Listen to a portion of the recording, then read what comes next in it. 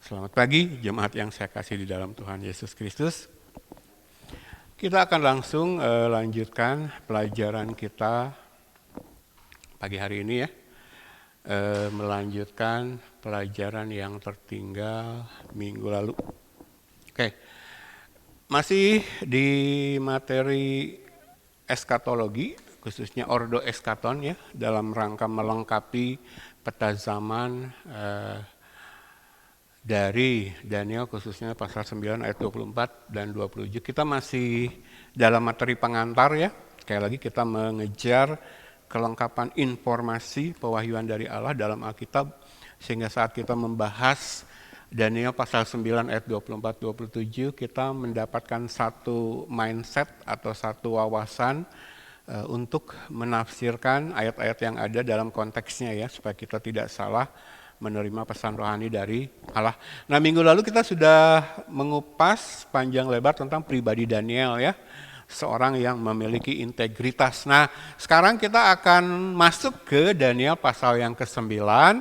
Jadi tinjauan terhadap Daniel pasal 9 dan kita akan fokus ini ya, doa Daniel ya. Kalau kita sudah singgung di pertemuan-pertemuan yang lalu bahwa ada kehendak Allah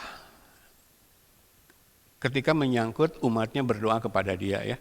Ada tatanan ilahi, ada ketetapan-ketetapan Allah menyangkut doa ketika doa ini dilaksanakan oleh umatnya kepada dia ya. Jadi doa yang berkenan di hadapan Allah seperti apa, Tuhan sudah menyatakan itu di dalam firman-Nya di dalam Alkitab ya.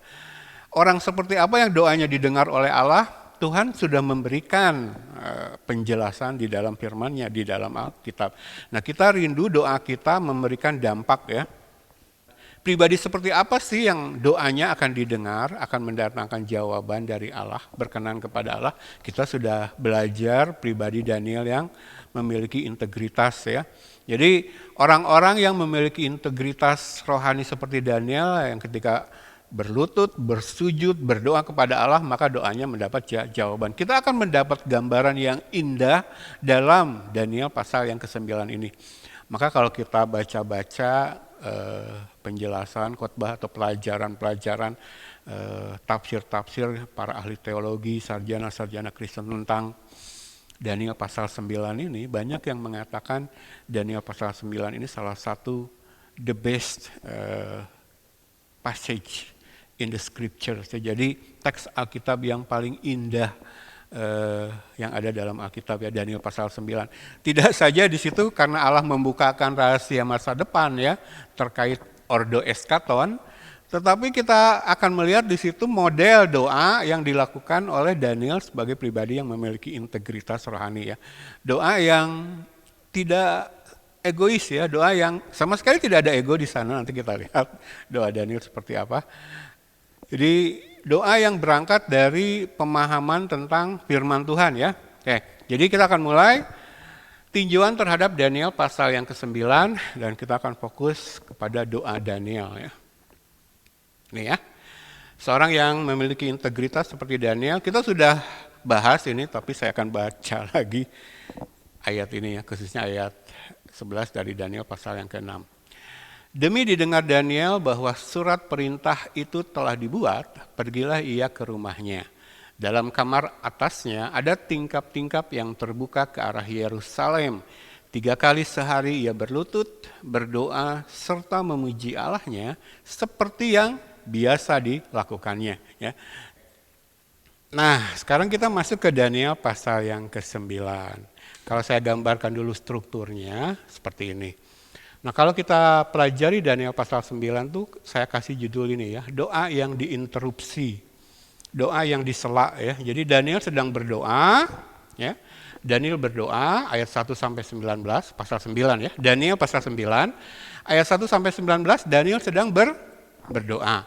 Tapi kemudian doanya diinterupsi, disela, dipotong oleh kunjungan malaikat Gabriel, ada di ayat ke-20, 23 ya. Nanti kita akan masuki satu persatu. Nah, untuk apa Gabriel mengunjungi Daniel, diutus Allah tentu saja, untuk memberikan nubuatan terkait akhir zaman ya. Jadi urutannya demikian ya. Kita sudah belajar minggu lalu Daniel adalah pribadi yang memiliki integritas, tidak mengkompromikan imannya terhadap dunia. Maka ketika dia berdoa dalam pemahaman firman. Dia berdoa sesuai dengan ketetapan firman. Itu doa yang benar ya, kita akan belajar lebih jauh. Nah, ketika Daniel berdoa dalam, mohon maaf, kadang-kadang gak sadar ya. Nah, ketika Daniel berlutut, bersujud, berdoa dan doanya benar, doa yang dilakukan oleh orang percaya yang memiliki integritas iman, doanya pasti diinterupsi oleh Allah. Interupsinya berupa jawaban, dan jawabannya tidak hal-hal duniawi. Ini yang membuat Daniel luar biasa. Ini yang membuat kitab Daniel luar biasa. Ini yang membuat nama Daniel dikutip oleh Tuhan Yesus sendiri dalam Matius pasal 24. Ketika Daniel berdoa, dia tidak meminta hal-hal duniawi. Yang dia minta adalah pemulihan bangsa Israel yang ada di pembuangan. Dalam pengetahuan firman yang benar, nanti kita lihat ya. Maka doanya diinterupsi oleh Allah. Allah kirimkan Gabriel. Ya, dan lewat Gabriel Allah menyingkapkan rahasia masa depan. Tenang Daniel, sebagaimana aku sudah berjanji mendisiplinkan bangsa ini, melempar mereka ke negeri pembuangan, tapi janjiku adalah satu saat akan memulihkan. Pasti digenapi. Ya. Jadi strukturnya sedemikian ya. Sekali lagi, Daniel pasal 9, Daniel berdoa ayat 1-19, lalu diinterupsi, disela, dipotong oleh kunjungan malaikat Gabriel ayat 20-23, dan lewat malaikat Gabriel ini Allah menyingkapkan rahasia masa depan. Yang bahkan ada, berapa? Kemarin kita sudah hitung, 2623 tahun setelah masa Daniel hidup. Daniel menuliskannya dalam kitab Daniel, masuk dalam Alkitab kita, diberkatilah kita yang ada, yang hidup di sini 2623 tahun setelah Daniel. Lewat orang yang berintegritas seperti Daniel, Allah membukakan rahasianya. Ya itu ya. Nah, doanya sendiri memiliki struktur. Ini doa orang yang berintegritas, ini doa yang benar. Doa orang Kristen yang benar. Pertama, Daniel meneliti kitab suci, selalu diawali dari belajar firman. Sebenarnya ini udah saya ajarkan, mau kita ambil dari teks Alkitab manapun, kalau kita berbicara doa yang benar, selalu dimulai dari pengertian dulu, apa yang menjadi kehendak Tuhan. Ya. Karena kalau kita baca perjanjian baru, doa yang salah itu adalah doa yang tujuannya untuk memuaskan nafsu. Nanti kita lihat ayatnya ya. Jadi ini meneliti kitab suci, tahu dulu rencana Allah dari awal sampai akhir seperti apa. Kalau Allah membuang bangsa Israel ke Babilonia, ke tanah pembuangan, tujuannya apa? Harus tahu dulu tujuannya untuk mendisiplinkan bangsa Israel yang berpaling dari Allah supaya mereka bertobat. Tapi Allah berjanji kalau mereka bertobat, mereka akan dipulihkan sebagai bangsa, dibangkitkan lagi, lalu Tuhan izinkan pulang ke negeri mereka ya, ke Israel, ke Yerusalem. Ya. Jadi Daniel meneliti kitab suci, mengerti dulu, tahu dulu lah kehendak Allah seperti apa. Baru kemudian dia berdoa bagi bangsa ya. Unselfish prayers atau doa yang tidak egois. Jadi nanti jemaat melihat doa Daniel itu nggak ada buat saya. Jadi dalam pemahaman tentang pendisiplinan dan pemulihan yang Allah janjikan bagi bangsanya, Daniel berdoa bagi bangsanya. Buat segera bangsanya bertobat. Walaupun mungkin dari 100 juta orang, tinggal 100.000 yang bertobat, nggak apa-apa. Lewat 100.000 inilah Tuhan akan menggenapi rencananya pemulihan. Jadi jemaat tuh, makanya kita tuh gereja akhir zaman kan jangan tergantung pada jumlah tuh, karena cara Allah bekerja tuh seperti itu. Ada satu prinsip dalam cara Allah bekerja bagi umatnya yang disebut prinsip remnan.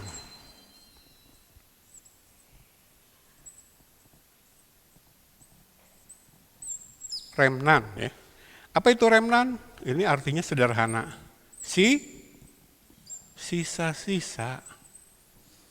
Allah itu pasti menggenapi rencananya, dan kalau perlu Allah akan genapi sisa-sisa, nggak apa-apa. Sebagian besar bangsa Israel memberontak kepada dia, nggak apa-apa. Yang tersisa cuma sedikit, Allah akan bekerja menggenapi rencananya dalam sisa-sisa. Ya. Jadi berapa banyak bangsa Israel yang dibebaskan dari Mesir, tapi kemudian Tuhan binasakan di padang gurun selama 40 tahun, tinggal sisa-sisa yang akhirnya memasuki tanah Kanaan. Jangan khawatir, rencana Allah pasti jadi. Kalaupun di zaman sekarang ya kita berbicara menjelang masuknya masa aniaya, walaupun cuma sedikit orang Kristen yang mengejar pengajaran firman, cuma sedikit di antara miliaran orang Kristen, cuma 100.000 katakanlah, sebagian ada di sini, gak apa-apa.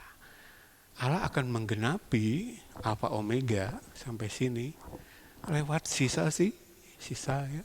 Allah akan selalu bekerja begitu. Jadi, nah Daniel itu mendoakan ini loh. Ketika Daniel berdoa, ya, doa bagi bangsa, Daniel itu mendoakan ini. Tuhan segera bangkitkan umat Israel, umatku yang percaya kepada Allah, bertobat dari dosa-dosanya, berbalik dari berhala-berhala, berbalik dari ketidakbenaran kepada hukum-hukum Allah. Nggak apa-apa, tinggal sisa-sisa. Nah nanti lewat sisa-sisa inilah Israel dibangkitkan, lalu diizinkan pulang ke negeri mereka, membangun Yerusalem, membangun bait Allah ya. Oke, nah ini ayatnya Yakobus pasal 4 ayat 1-4. Kita akan baca ayat ini yang saya sempat, coba ya kita baca sebentar supaya jemaat ngerti gitu. Kalau kita berbicara doa itu doa seperti apa yang berkenan kepada Allah. Yakobus 4, saya bacakan demikian firman Tuhan. Mulai ayat yang pertama. Dari manakah datangnya sengketa dan pertengkaran di antara kamu? Bukankah datangnya dari hawa nafsumu yang saling berjuang di dalam tubuhmu? Kamu mengingini sesuatu tetapi kamu tidak memperolehnya, lalu kamu membunuh. Kamu iri hati tetapi kamu tidak mencapai tujuanmu, lalu kamu bertengkar dan kamu berkelahi. Kamu tidak memperoleh apa-apa karena kamu tidak berdoa. Atau kamu berdoa juga, tetapi kamu tidak menerima apa-apa karena kamu salah berdoa, sebab yang kamu minta itu hendak kamu habiskan untuk memuaskan hawa nafsumu. Hai kamu orang-orang yang tidak setia, tidakkah kamu tahu bahwa persahabatan dengan dunia adalah permusuhan dengan Allah? Jadi barang siapa hendak menjadi sahabat dunia ini, ia menjadikan dirinya musuh Allah. Jadi kalau doa motivasinya adalah memuaskan hawa nafsu, ini disebut di ayat pertama dan ayat yang ketiga, itu adalah doa yang salah. Nah kata hawa nafsu di sini memakai kata yang darinya kita mendapatkan kata hedonisme. Jemaat tahu arti kata hedonisme? Sekarang lagi populer sebenarnya karena hedonisme. Kata dasarnya hedon, lalu muncullah hedonisme. Tahu jemaat apa arti kata hedon?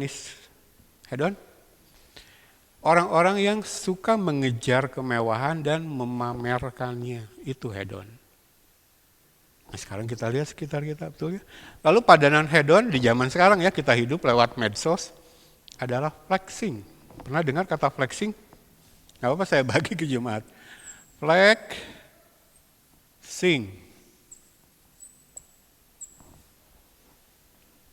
Ini lagi ngetren hari-hari ini. Flexing itu memamerkan gaya hidup hedon. Jadi punya tas jinjing, harganya miliaran, difoto, lalu di-share di media sosial, di Facebook, Instagram, lalu pergi ke sana kemari naik jet pribadi, gaya hidup mewah. Itu hedon. Tapi ketika itu dipamerkan kepada orang banyak, itu namanya flexing. Nah flexing ini kan ciri-ciri orang sakit sebenarnya, tapi sekarang orang suka ini. Jadi kalau kita baca-baca berita di media massa itu flexing semua. Buat apa sih yang begini diberitakan gitu kan? Tapi karena banyak orang suka baca yang begini-begini. Jadi walaupun orang-orang pada miskin, tapi senang banget itu baca berita tentang orang-orang kaya yang hidup mewah. Saya nggak ngerti, wah tambah menderita malah ya. Ya, ini menandakan bahwa masyarakat kita sudah sakit. Secara jiwa sakit, apalagi secara rohani. Dan ini anak-anak muda kita terseret arus ini. Kemarin ada konser Blackpink, itu sampah, musik sampah. Cuman pamer aurat, maaf ya, saya katakan kepada jemaat, cuman pamer aurat, pamer gaya hidup mewah, hedon. Dan musiknya itu musik sampah sebenarnya, nggak bermutu kok, secara musik juga. Tapi anak-anak muda kita dari ujung Indonesia sampai belain. Tiketnya berapa paling murah? Kalau nggak salah ya, paling murah, ludes. Konsernya masih berapa hari, tiketnya sudah ludes, habis. Nah, saya renungkan, saya sudah sampaikan minggu kemarin, kalau ada di antaranya adalah anak-anak muda Kristen, sedih saya. Kemana ini gembalanya? Kemana ini orang tuanya? Makanya kan kita kalau jadi orang Kristen benar tuh bebannya seperti Daniel loh. Bukan pengen memuaskan nafsu pribadi, tapi lihat sesama orang Kristen, khususnya anak muda, terbawa arus ini. Daniel tuh berdoa, gak minta buat diri. Ayo Tuhan, kalau perlu sisa-sisa gak apa-apa, bangkitkan umatmu, bangsa Israel sesama Yahudi, walaupun sedikit tapi yang mau bertobat, berbalik kepada Engkau. Supaya apa yang Tuhan sudah tetapkan itu akan digenapi. Itu doa Daniel. Nah, pertanyaan bagi kita, gereja akhir zaman, kalau kita berdoa seperti apa sih? Kalau saya sampaikan kepada jemaat di tempat ini, saya sudah malas ikut doa-doa mereka. Gaya Pantekosta karismatik, nggak tertarik saya. Bukan saya nggak mau bersekutu dengan sesama hamba Tuhan, tapi nggak ada model doanya seperti Daniel gitu. Kita nyanyi-nyanyi, lalu nangis-nangis, berbahasa roh dalam tanda kutip. Tapi ketika berdoa, yang didoakan apa? Hedon, hawa nafsu ya. Yakobus pasal yang keempat ini ya, di ayat pertama dan ayat yang ketiga ditulis hawa nafsu, itu ini, asal kata hedon ini, ada di situ ya, yang menjadi gaya hidup sekarang. Nah Daniel gak begitu ya. Nah, maka doa yang tidak egois ini, jadi kebalikan dari Yakobus 4 ayat 1-4 ya, doanya salah, makanya kan harus belajar dulu. Karena ternyata doa itu ada yang salah, ada yang benar. Nah supaya kita tahu doa yang benar harus belajar dulu seperti Daniel. Meneliti kitab suci dulu, doa yang benar itu seperti apa sih? Yang selaras dengan kehendak Allah. Memang di Alkitab perjanjian baru Yesus sendiri berkata, doamu pasti dijawab. Apa yang kamu ingini, kamu minta, pasti aku melakukannya. Tapi itu kalau keinginannya selaras dengan firman Tuhan. Nah di tangan gereja sekarang kan main comot aja satu ayat. Itu kan ada di Yohanes pasal 15. Janji Yesus, mintalah apa yang kamu mau, maka aku akan memberi, aku akan melakukannya bagimu. Tapi kalau kita pelajari dari ayat yang pertama, janji itu diberikan kepada orang-orang seperti Daniel yang tahu apa yang berkenan di hadapan Allah. Maka yang dia minta itu seperti Daniel. Pemulihan bagi bangsanya, bukan hedon gitu ya. Jadi jangan ambil satu ayat lepas dari konteks. Kalau kita pelajari Yohanes 15 dari ayat pertama, itu jelas yang dibahas adalah apa? Ranting-ranting yang melekat kepada pokok anggur. Itulah yang doanya pasti dijawab Tuhan. Doanya seperti Nabi Daniel. Nah, kalau doanya sudah benar karena didasari oleh pengertian dari kitab suci, maka yang ketiga, sikap hidupnya pun tidak mau berkompromi dengan dunia, memiliki integritas. Jadi doa yang benar itu akan selaras dengan sikap hidup sehari-hari yang tidak mau mengkompromikan kebenaran dengan dunia. Nah kalau lewat pribadi Daniel kan kita sudah tahu ya, kita sudah belajar minggu lalu, saya ulang saja bagi yang tidak hadir. Ketika Daniel awal hadir di Babilonia, tanah pembuangan, dia tidak mau diberi makan dan minuman dari santapan raja ya. Jadi diet gitu, vegetarian aja. Karena itu mengikuti hukum ya Yahudi ya yang diberikan oleh Allah kepada bangsa Israel. Jadi Daniel dalam hal sepele makanan dan minuman pun tidak mau dicemarkan. Tetapi dalam hal yang lebih besar, Daniel sampai dilempar ke gua singa, kita ingat cerita Daniel pun karena menolak mengikuti perintah raja yang bertentangan dengan imannya. Walaupun taruhannya nyawa ya. Dia dilempar ke gua singa walaupun akhirnya Allah selamatkan. Tapi Daniel adalah pribadi yang tidak mau berkompromi, memiliki integritas. Jadi kita lihat doa yang benar itu selaras dengan sikap hidup yang tidak mau kompromi, tidak mau mengkompromikan kebenaran dengan dunia. Nah sekarang kan yang kita lihat dalam pemandangan sehari-hari gereja-gereja akhir, yang kebanyakan ya, kita tidak menghakimi semuanya, tapi kebanyakan adalah wah kalau doa nangis-nangis berjam-jam gitu, tapi kehidupan sehari-hari tidak mau mengikuti tatanan ilahi dalam Alkitab ya. Pribadi, rumah tangga, keluarga, usaha, pekerjaan, pergaulan, pelayanan, sendiri-sendiri gitu.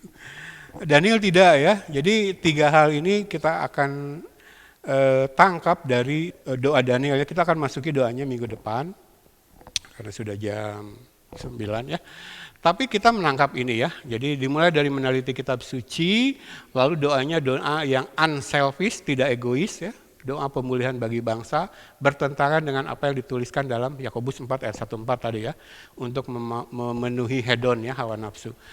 Lalu doa yang benar ini, yang didasari oleh kebenaran firman, pun selaras dengan sikap hidup yang tidak mau berkompromi atau memiliki integritas. Jadi bayangkan masa hidup Daniel yang 85 tahun dihabiskan di tanah pembuangan, tetapi dia menjaga betul ya. Walaupun dipakai oleh raja-raja yang berkuasa, karena Daniel itu selain pandai, dia setia dalam mengerjakan apapun ya. Jadi dia diangkat jadi pejabat pun, tidak ada kelalaian ya. Semua dia kerjakan dengan setia. Jadi kita hidup di dunia ini, pekerjaan apa yang Tuhan percayakan dalam hidup kita lakukan sebaik-baiknya ya. Bukan seperti untuk manusia tetapi untuk Allah. Tetapi di tengah pekerjaan ini kita lakukan sebaik-baiknya yang duniawi. Daniel tidak mau mengkompromikan hal-hal yang rohani terhadap dunia ya. Jadi sekali lagi sikap hidup Daniel ini menjadi sikap hidup yang teladan ya. Kalau kita sudah belajar banyak dari Tuhan Yesus, maka lewat Nabi Daniel kita melihat satu pola yang sama ya, sikap hidup yang dikehendaki oleh Allah dalam kehidupan kita. Sangkal di diri ya, tidak serupa dengan dunia. Roma 12 ayat yang kedua. Maka ketika Daniel berdoa, doanya langsung diinterupsi oleh jawaban Allah. Tuhan bukakan rahasia masa depan ya. Nah, dalam banyak pergumulan kita renungkan mengakhiri firman pagi hari ini. Ketika kita berdoa selama ini lebih berat kemana ya? Kalau doa kita tuh dipenuhi dengan doa-doa untuk saudara kita, sesama orang Kristen, gereja Tuhan, atau mungkin hal-hal yang sedang terjadi di dunia ini ya, gempa di Turki, ya, lalu berbagai lah masalah perang di Ukraina, kita terbeban menjadi pendoa syafaat ya untuk mereka, menjadi pengantara antara Allah dan mereka. Mengakui nanti ya salah satunya doa yang benar itu Daniel mengakui dosa bangsanya ya. Jadi dia tidak lari dari tuduhan Allah tentang dosa bangsanya. Daniel mengakui itu. Jadi kita berdoa bagi orang-orang yang kita kasihi ya, mulai dari keluarga yang terdekat. Kita merenungkan lewat pesan firman pagi hari ini, doa-doa kita selama ini seperti apa ya. Apakah saya sebagai gembala yang melayani di tempat ini sangat perlu topangan doa jemaat. Doa-doa seperti Daniel. Doakan kami. Karena pelayanan seperti kami itu berat. Ya. Kalau saya cerita berapa mah? 4-5 tahun kami melayani di tempat ini berat ya. Karena kami bertahan dalam visi pelayanan yang alkitabiah, yang ilahi. Kami ingin berbagi pengetahuan firman kepada jemaat. Tapi realitanya kebanyakan orang Kristen gak suka. Berat. Ya. Di dalam pelayanan yang Kami tidak kecil hati karena kami tahu rencana Allah lewat belajar firman. Tapi jujur saya ungkapkan di sini, kami butuh topangan doa-doa jemaat yang memiliki kehidupan doa seperti biar doa-doa kita diinterupsi oleh malaikat ya, membawa jawaban dari Allah. Walaupun berat pelayanan di tempat ini, lanjut. Ya. Gak apa-apa, sisa-sisa sedikit saja kita yang setia di tempat ini, tapi ujungnya bahagia ya. Dan kita doakan gini juga bagi keluarga kita ya, yang belum mengenal Tuhan atau yang Kristennya masih belum sesuai dengan kehendak Allah, kita doakan ya. Oke, sampai sini dulu. Kita sudah mendapat gambaran doa yang berkenan di hadapan Tuhan seperti apa ya. Nah, kita akan masuk ke doanya mulai minggu depan, menggali lagi sampai diinterupsi oleh kehadiran Gabriel, lalu Allah mengungkapkan rahasia rencananya kepada Daniel. Saya undang jemaat bangkit berdiri.